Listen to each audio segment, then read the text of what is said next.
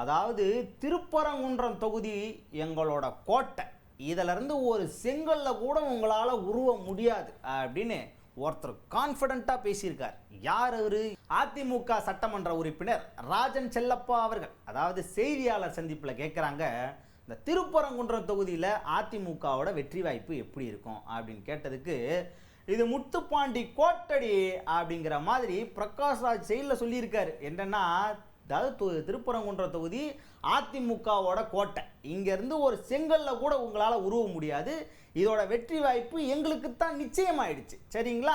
நாங்கள் நீங்களாயிட முடியாது, நீங்கள் நாங்களாயிட முடியாது, நாங்கள் தான் நீங்கள் தான் அப்படிங்கிற மாதிரி பேசியிருக்காரு ராஜன் செல்லப்பா அவர்கள். இது மக்கள் எங்கள் பக்கம் இருக்கிறாங்க. இதுக்கு சொல்லி நீங்கள் கேட்க வேண்டிய அவசியம் இல்லை, சொல்ல வேண்டிய அவசியம் இல்லை. இந்த தொகுதி மக்களுக்கும் சரி, தமிழ்நாடு லெவலில் நாங்கள் தொகுதி மட்டும் இல்லை, தமிழ்நாடு லெவலில் இன்றைக்கி மக்கள் மனம் மிகச்சிறப்பாக இருக்கிறது. இந்த அரசு அகற்றப்பட வேண்டும் என்ற எண்ணத்தில் மக்கள் இருக்கிறார்கள் என்பதில் எந்த சந்தேகமும் இல்லை. திருப்பரங்குன்றம் என்றென்றைக்கு அனைத்து இந்திய அதிமுக கோட்டை. இதில் அதிமுக கோட்டையில் யாரும் எந்த வகையிலும் சிறு களங்கம் கூட அர்ப்பித்த முடியாது.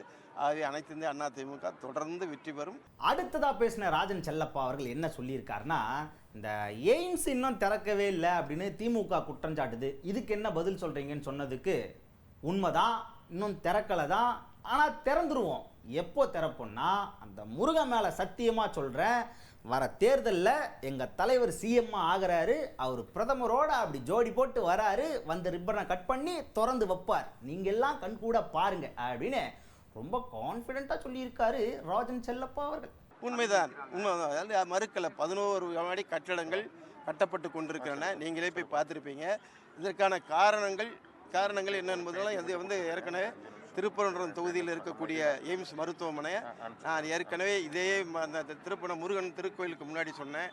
தேர்தலுக்கு முன்னாடி 3 ஆண்டுகளில் இந்த கோயில் முடிவடையும் என்று சொன்னேன். இப்போ மிக விரைவாக பணி நடந்து கொண்டிருக்கிறது.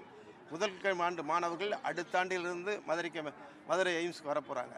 அவை இந்த தேர்தல் மே மாதம் ஏப்ரல் மேலே முடிந்த உடனே அதிமுக ஆட்சிக்கு வரப்போகிறது. மாண்புமிகு எடப்பாடியார் எய்ம்ஸ் மருத்துவமனையை எடப்பாடியாரும் பிரதமர் மோடி அவர்களும் கண்டிப்பாக எய்ம்ஸ் மனையை திறந்து வைத்து அந்த பணி சிறக்க செய்வார்கள்.